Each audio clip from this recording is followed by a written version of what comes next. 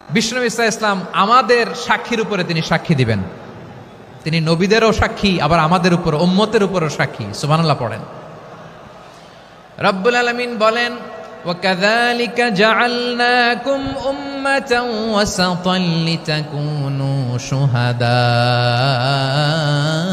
عَلَى النَّاسِ وَيَكُونَ الرَّسُولُ عَلَيْكُمْ شَهِيدًا।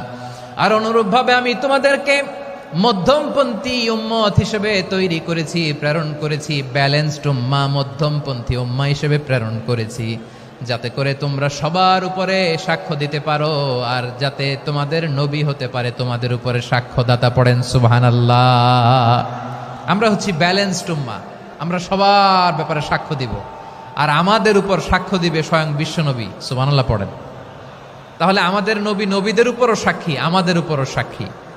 সেই বুখারীতে এসেছে